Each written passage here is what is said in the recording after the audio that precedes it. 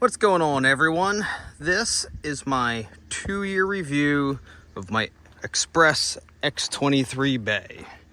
I got this boat brand new in May of 2022, and we're now, let's see, we just hit July 24, so I've had it just over 2 years.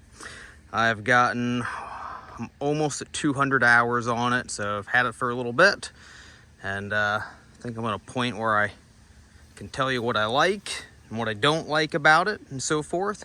I bought this boat during the COVID era when you couldn't find anything on the lot, so I basically had to order it from the ground up. It took me 9 months to get, but anyways, we're gonna start at the trailer and then kind of work our way into the boat. So this is the second trailer I've had because the first one broke after a year. This is their, I think what they call it, their extreme trailer package. Comes with the 6-inch frame instead of the 4-inch frame. Comes with some bigger wheels, brakes on both wheels, LED lights, reverse lights, all that good stuff. So let me explain to you where and how it broke. So like I said, right around a year, I noticed after coming back from a trip, actually it was back here, I noticed kind of some hairline cracks right in here. And luckily I climbed underneath.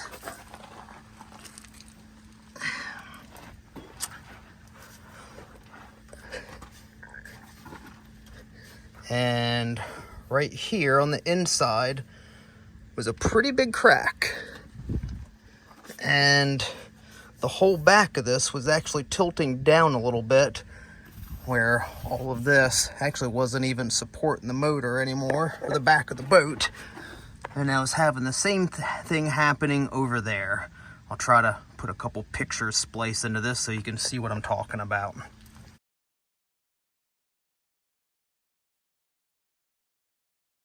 So the dealer, F&S Yamaha, handed to them. They were fantastic, and they've been top-notch with any issue I've had throughout the whole process. And they actually got me a brand new trailer. Took a year to get in, but they got me a brand new trailer. And I can explain why this broke. And if you see here, you got your 6-inch tube coming down. And then here turns into a 4-inch tube. So what they did is they basically cut the little L there and shaved this right off the top. And on the old trailer, they basically just kind of tacked your diamond plate on top there, but they cut the whole top of this back off, basically taking all of the structural integrity away from it. When I pointed that out to the dealer, even they were kind of like, what the fuck type of thing. So anyways, they got me a new trailer. Of course, my first question is, well, is this just gonna happen again? Am I gonna have to deal with this again? So when I got the trailer, first thing I looked at is kind of how they built it, and you can tell they added some supports, welded this on a little better, and anyways, I can tell clearly I wasn't the only one having this problem if they built it differently. And so this is the new trailer. Apparently they've addressed a handful of concerns, or probably more of issues. Let me crawl back under here and I'll show you what some of these are.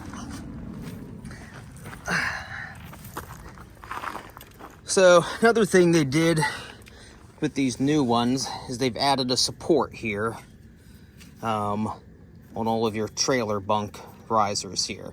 I always thought that was pretty poor design from the old ones. They didn't have that, which is probably one reason why so many people had these break. So they added these in on all of them now. So this does have LED lights. My old trailer, it was a constant struggle. Every time I plugged the boat in, one side worked, the other side didn't. It was always something. I ended up ripping out all the wire and just redoing it myself. Come around around here. Again, you can see they added those on everything, which is nice. These have hydraulic brakes. Both of the tires do. I added all this no slip stuff on myself. Has a new and improved jack. It is nicer, I'll give it that. And then I added that little step. Help short people like myself get on the boat. Then one of the other big improvements with this trailer, which I can actually notice, is apparently they changed the suspension. I can't really get a picture of it, but they changed some of the suspension in it where they say it rides smoother. And well, when I went to pick this one up, I obviously towed my boat on the old one there. They did some repairs to it to kind of get me through, basically waiting that year for the new one to come in, luckily. But so I towed my old boat there on the old trailer. It's kind of a bumpy road, some railroad tracks, all that sort of stuff. Put the boat on the new trailer, and I could very much tell a difference in the smoothness on how it towed with this new trailer. So I've had this one for 6 months. I've put a good 1,000 miles or so on it so far. I make some pretty long trips with it. And so far it's going good. Hopefully that continues. What I will tell you is, so they come with these boat buckles. I just kind of have things not hooked up when things are resting, just to kind of reduce tension and things like that. They come with the standard ones. If you're using this in salt water, just take those off, throw them right away, put the stainless steel ones on. The other ones, after the first couple dips in salt water, they pretty much just turn to absolute worthlessness, even if you do rinse them off. Other thing, with this extreme trailer package, they come with these nice rubber mat, or I don't know, the bunks are coated in rubber, which I guess is nice, but it really makes the boat, in my opinion, a pain in the ass to just get on and off. It sticks to the boat, and it actually rubs some of the paint off because it sticks so well. So I just added some of these slidey things on there. I've only used them once. I need to add a couple more just to kind of space them out, but from the one time that I've used them, that seems to work a whole lot better so far. Okay, so that's pretty much with the trailer. Let me get in the boat, and actually let me kind of walk you around here a little bit. Other thing, I hear a lot of people talking about, well, the X Bay, the H Bay, all that sort of stuff. If you want to see the difference between the two, go to FNS Yamaha's YouTube page, and they got a real good video with an X23 Bay, is actually this specific boat, right next to an H24 Bay. And even though the H24 is a foot longer, this X series makes the H24 look small. Like, you really can't compare the two. If you're looking at doing any type of big water crossings, rough water, anything like that, don't waste your time with the H. Go with the X. It is substantially bigger and handles the rough water much, much better. I don't know how well you can tell. It's got a pretty nice deep V there. Does a pretty good job of cutting through the water. I have absolutely had this thing out in 5-foot seas. Not saying it was fun or smart, but I've done it and it handled it just fine. It's got these big spray rails. Bottom of the boats, got those big reverse chimes. There's their pad, all the steps. So this does pretty well in rough water. It is not a true offshore boat, but it does surprisingly well. I have had this thing, no joke, 30 miles out into the ocean, and it does just fine. Obviously, like anything, pick and choose your days. One thing I wish they had done a little differently, let's see if I can kind of show you what I'm talking about. you can kind of see the front of the boat dips down, where kind of right up there is your high point, and then it kind of dips down. Now it rides fine and everything, but I wish they had basically made the bow the same height as that, and that would have kept you a whole lot drier. So one thing you'll notice here from the outside is I put my own navigational lights on there. Let me hop in and, oops, sorry. So we'll start at the front, then make our way to the back. I just got back from a trip, so I kind of got some stuff kind of thrown all over. So you spend all this money on a boat, and they give you these cheap garbage plug-in navigational lights. A couple trips in saltwater, well, they pretty much turn to absolute shit, and you do absolutely nothing but just fight corrosion. So after 2 years, I went ahead and put these in. They're pretty new. We'll see how long they last or work, but so far I really like them. They were a royal pain in the ass to wire, because you had to get into this hatch and basically crawl in there 5.5 foot, and I barely fit, so God help you if you're any bigger. All right, again, going to the front of the boat. I did Garmin all around. I was gonna do, Hummingbird. Actually, I was gonna do a combination of Garmin and Hummingbird, but during the COVID thing, they were having trouble getting some of the Hummingbird stuff, so I just went to Garmin, and I'm actually pretty happy I did. So I got the force trolling motor. I absolutely love it. If you're not familiar with it, there's some YouTube videos that explain the difference between this and some of the Minn Kotas. I think this is a far superior motor. It's 36 volt. Actually, they can do either or, 24 or 36 volt. It's the same trolling motor. It automatically knows what it's hooked up to, so you don't have to worry about that.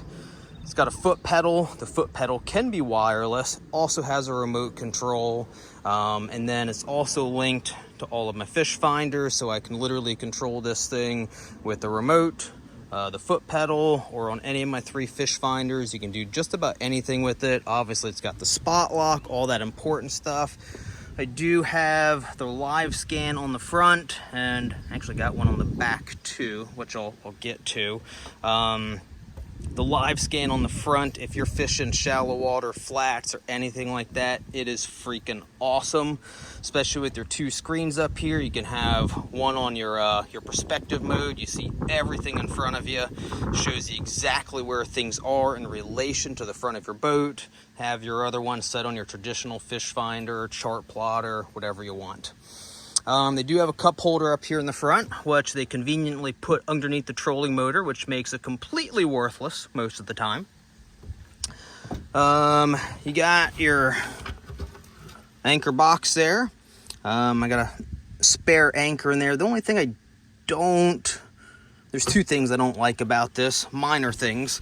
One, they don't really have any place for you to tie your anchor rope off of, so I got it tied here, which I don't like. It'd be nice if they put like a little cleat or a D-ring or something in there. Then the other thing is they do have a drain in here. I can't really get to it because it's underneath everything, but after you put your wet anchor in there, or you rinse it down, well, all that sloppy mud water and everything basically just runs into the bottom of your boat. So that's your anchor locker. Gives you an idea on size. So that's 28 inches there, and you got 2 feet there, you got 2 feet there. Like, this is a big front deck. You can have 2 people sit here and fish all day long with plenty of room. So this entire underneath is all storage. So I got all my life jackets, all that there. There's for one of my live scans. One thing is I got all these dividers in here. It's basically one giant compartment with a couple of dividers in place. And hey, you can see this one here is loose. These screws are always backing out. I'm always putting them back in. If you get one of these, take the screws out, put a little bit of Loctite on them, and put them on. all back in. This flips up into another seat, which I never use, but it's nice. You got more storage down here, which, I mean, you can't even see the bottom there, but I mean, that's easily 24 inches deep, which is nice. Now, most of these storage containers, let me show you something here, have the little lip. When you get one of these boats, or if you get one, first thing you want to do is take some silicone and put all the way around here. Trust me, it's not going to keep all the water out, but it's at least going to help. And then you have some, like this one, that the only lip they have is this little rubber gasket, which is borderline worthless. So what I did is I actually drilled a couple holes in here. Then you can see the little tube there. And then I got to pull everything out to show you, but there's basically a bottom drain at the very bottom of this. Basically, I ran the tubing to that. So any water that gets in here, 90% of it at least runs down here and then goes down to the drain and then eventually makes its way down to the bilge.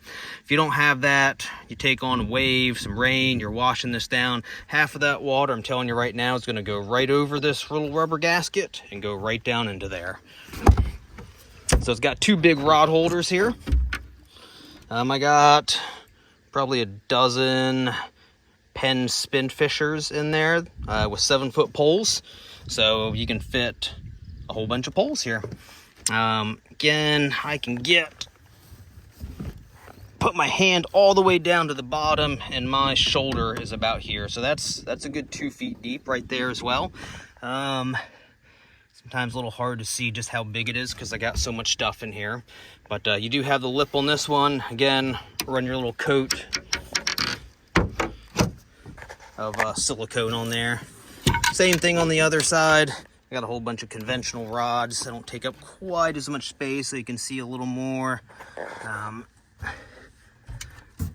You can see there kind of how everything's really just kind of connected together just with these little dividers, but it works fine. The carpet's nice until everything gets wet. Is what it is. I've seen some people tear it out. I just try my best to keep the water out. All right, so moving back, this boat has two options with this. This is the lounge version. You can get it with the lounge, and there's basically an insulated fish box underneath, or you can get it with the second live well. This already has a live well, so I like the idea of a fish box. If you don't get it with the cooler, my thought was, well, then you're throwing a cooler up here in the front of the boat, which kind of takes up a bunch of space anyways. So you do lose a little bit of floor space. I don't really miss it. It's a big cooler. I can't remember how many quarts. It did not quite fit my buddy's 98-pound amberjack, which I'll try to throw a picture in here for you so you can see what I'm talking about. But it does a good job. It has not only a drain, but it actually has a pump out. And it's not your standard pump out like a bilge pump. It's a special pump out, which will actually pump out ice, chunks of bait, all that sort of stuff, which is very nice. One thing I don't like is you can see how these are already rusting. I wash my boat down as soon as I'm done. I oil it, all that sort of stuff. I'm pretty much exclusively in salt water, so some things are just kind of inevitable with that, but no doubt I'm going to have to replace that at some point. You got the little lip here, which is nice, although always, and you can kind of see just kind of some of the dirt and stuff there. It always kind of holds water there whenever you wash things down. It's kind of a pain to get rid of. Something else let me point out that I don't like. So they put this little lip around some of these seats and stuff, which is nice, but well, as you can see, they rust, and then they leave rust marks all over that you're constantly fighting. Not the end of the world, but it's one of those things. It'd be nice if they could come up with a better way of doing that. All right, so you got your catwalks, which are pretty nice. You got rod storage on each side going down. The T-top I put on myself. For those that don't know, Xpress does not offer a T-top. This came from, I'm having a brain fart and I can't remember, so I'll try to put the link in the description. But anyways, it's a nice T-top. Put my own light on there. Really makes a nice difference when you're out fishing. I got all the pole holders up there. Hardwired anchor light up there again, just because the one they give you is garbage. Got a little box there. I got a couple extra lights up here for fishing at night. Moved to the Helm here. So I got a 12-inch Garmin, and all three of my chart plotters are all linked together, like I said, along with the trolling motor, the live scans, all that, which is pretty nice. Here's the remote for the trolling motor. You got your pretty standard, your RPMs, your trim, your fuel level. This fuel gauge has never been accurate. It took me probably close to a year to figure it out. I could never get my tank above 3/4 full, and then I finally figured out that, well, 3/4 on this gauge is full. Took it to the dealership. They kind of fixed it. It worked for a little bit, and now quickly went back to normal, or back to its old self.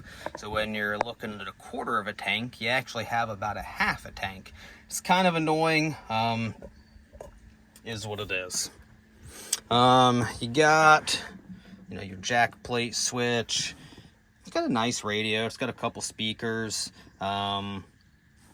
Standard stuff. In here, anyone that's kind of followed these boats online or seen anything, you've all seen just the absolute rat nest of wiring and so forth. This boat did not come this way. F&S Yamaha, when they get their boats, basically rewires everything for you. So everything is nice and pretty with labeled fuse panels, and it's like a father and son operation. They do a fantastic job and truly take pride in what they're doing.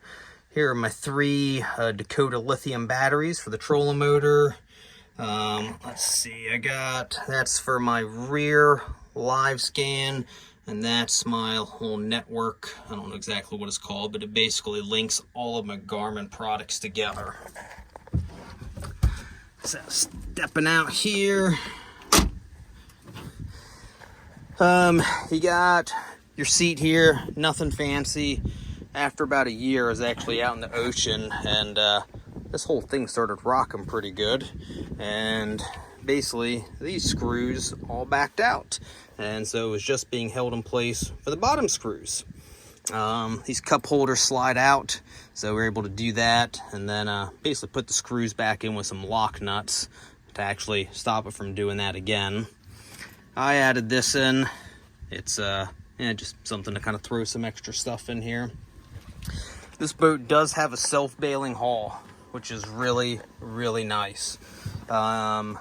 Once I took one hell of a wave and filled the cockpit up pretty good. Both bilges were going crazy, and man, that does a real good job of getting rid of some extra water. You got 2 jump seats here on each side. Again, you can kind of see the little rust spots there from that trim that they put on. This is another one of those ones with the rubber gasket where don't even think of putting anything in under these jump seats that you want to stay dry. It will never happen.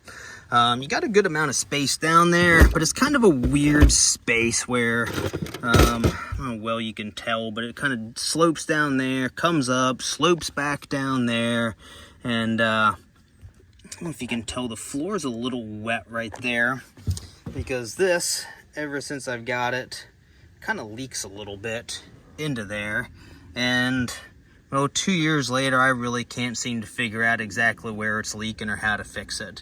It's nothing more than a little drop here or there, but it's annoying nonetheless. So these jump seats do come with their own drains right there. They're kind of worthless. Let me see if I can show you what I'm talking about. I don't know if I can get in here close enough. So they look good kind of from the outside. I can't get that to focus.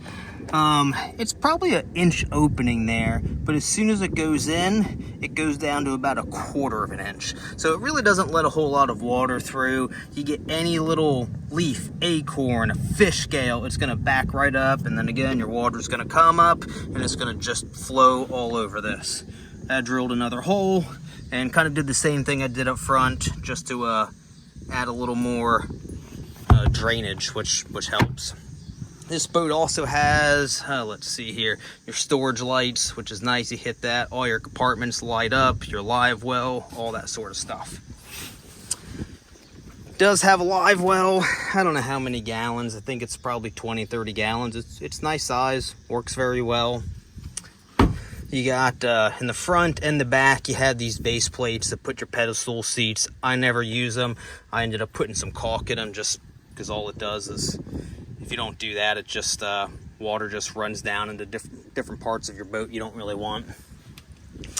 I put this Canon VersaTrack system on my boat. Works real well. You can move these things up and down this track. You can move this any way you want. You can pivot these things any way you want. They're not cheap, but like anything, you get what you pay for. Got a downrigger there. Yeah, take my fishing seriously. That one there's broken because last week my old man fell over head first, and as strong as they are, he grabbed onto this and it did not hold the weight of a 200-pound man going overboard. And he also took 2 fishing poles with him. That was a good day. What it did is, you can see, not that it's that important, it clicks in there. He ended up breaking off a little piece of rubber there that held it in place, so that has to be replaced. In here, you got storage for tackle trays. If you're not familiar with these Busby tackle trays, they're really nice. They got an O-ring, they float, they kind of say they're unbreakable. You can customize what size like trays or, you know, compartments, things like that you want. Again, not cheap, but get what you pay for. You got a drain there, and you have another drain there. I put a little bit of I guess they call it that, like, egg crate there, just in case I do get a bunch of water there. These things aren't sitting in water. Let me see if I can get this open. So I got more of these Canon things there. I added another pole holder there, which kind of helps support my little, like, bait rigging station and all that. You do have a little storage thing here. I got my whole fender bumpers and the hose for my wash down pump, which is not working right now, which I'll explain in just a sec. Let me put this camera down and get this open. I'll show you the inside here.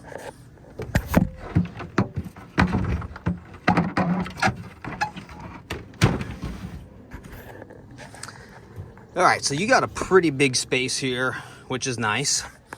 You got a 75-gallon gas tank, which is huge for a boat like this. There's a bunch of rust from that stripping off of there. Just little things like that. It'd be nice.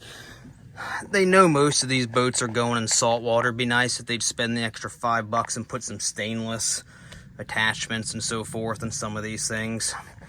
You got your live well. I got twin power poles. Let's see, that is the pump for the fish box pump out.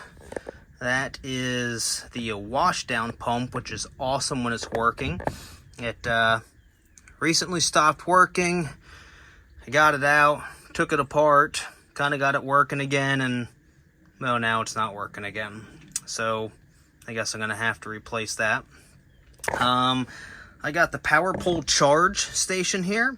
It, for those that aren't familiar, all the batteries are hooked up to it with Bluetooth on your phone. You can hop on, see what level all of your batteries are at. It moves power between batteries as needed. And then when I'm not running my boat, I just plug an extension cord right there and it keeps everything charged, which is super nice. I got 2 kill switches there just because I got so much stuff in here. This boat does have 2 bilge pumps. One you can't even see, but it's there, and the other is there. One is hardwired to the battery, so it's automatic. The other one is manual. And then my live well pump is down there, which is a royal pain in the ass to get to. I know that because I accidentally left it on and burnt it out, so I had to replace it, which means I have to remove all of that to get to that. But despite all that, this is huge. Like, you've really got a lot of space to work in. I mean, this is, I bet you that's 30 inches deep from the top here all the way down to the bottom.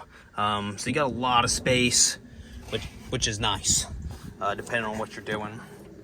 All right, so coming to the back, I got the Yamaha 250 Show. I've had 0 issues with this motor. This motor pushes this boat. When I did the first like little test drive with it when I bought it, we were doing like maybe 55, something like that. Haven't got it that fast since, though. It's 99% of that is I just haven't had the conditions. I'm usually out in some open water where it's not flat calm, and sometimes I'm making some further runs and I like some better fuel economy. But my usual cruising speed with this motor, if things are the conditions are right, are probably about 40 miles an hour, and it has no problem at all with that. 0 complaints with this motor. Very, very happy. I got twin power poles. Had a couple minor issues with them. I've actually had both of them break different times. First time this one broke, and then on this last trip, let me see if I can spin around and show you. This one broke. I don't know if, sorry, can't see the screen, so hopefully that shows it, but basically the pole got stuck in the mud. Boat was moving when it shouldn't be and snapped that. So the first time, pretty much the same thing happened over there. I just started a week-long fishing trip, and for anyone that's considering going with power pole, I will give you this little story here. I had just started a fishing trip about 400 miles away from home here, and that little thing snapped there. And I placed an order for a new one online and just had it shipped to the rental I was staying at overnight. And didn't think about warranty or anything, just gave my credit card number online, did the order. 5 minutes later, I get a phone call from someone from PowerPole. And they were basically saying, hey, did you have one of our products that broke? Like, yeah. Kind of explained what happened. And basically what they did was they said, we stand behind our products. We don't care if it's under warranty or not under warranty or why or how it broke. The bottom line is you have one of our products that broke, so we're going to take care of it.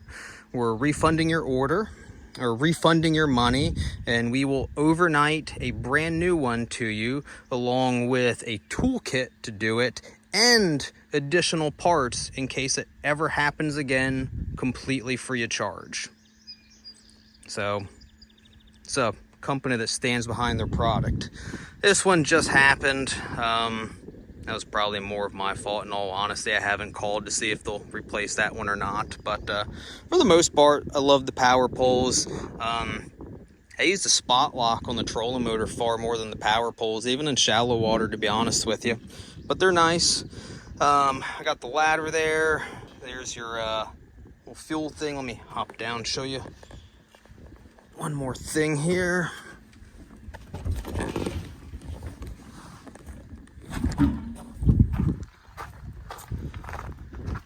So back of the boat, I got the jack plate.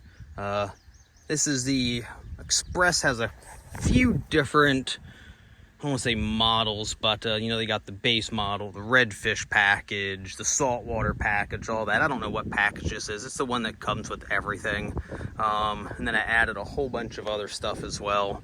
But the jack plate is super nice, especially when going through shallow water. A lot of people ask how shallow, these bigger boats can go through. This thing will float in a foot of water. If you got it really, really, really weighted down, you might have a little bit of issue. It'll float in a footish of water. Obviously, you're going to need a little more than that to get up and go, but some real shallow water, you can jack that jack plate up, kind of tilt the motor up, and just kind of scurry along through that. So one fish transducer for the main Garmin, and then I got my other live scan there, which is kind of in forward mode, and then I got the perspective mode up front. These things are awesome for anyone that's not familiar with it. If you get up over a wreck or something like that, you can see every little detail of that wreck, that structure. You see the fish swimming in real time. You see where the fish are in relation to where the front of your boat is, the back of your boat, everything. And then with that trolling motor, you can sit there and make little micro fine adjustments and get exactly where you want to be. Well worth it. If anyone's wondering about that, well, I found a couple sandbars, unfortunately, from where I'm boating. There's a bunch of those, so it kind of just seems like I'm always wearing the paint off. I keep kind of repainting it and kind of just, well, keep scratching it off. This thing, I need to get another one. This is always scratching the paint there as well. But anyways, I would say that's about it. Overall, very happy with the boat. There are the holes for those drains in the hull. It's like anything, kind of depends on what you're looking to do with the boat. You can easily take the entire family out on this thing fishing. You can take them to the sandbar. 4 people, like fishing for the day, it's very, very comfortable, not any issues. You can fit plenty more, gets crowded quick, but you take a couple of your buddies, you can fish on this thing all day. The 75 gallon gas tank, you can cover some serious distance as well. This is not a true offshore boat, but I assure you, it will handle bigger and rougher water than most people will ever be comfortable taking it through.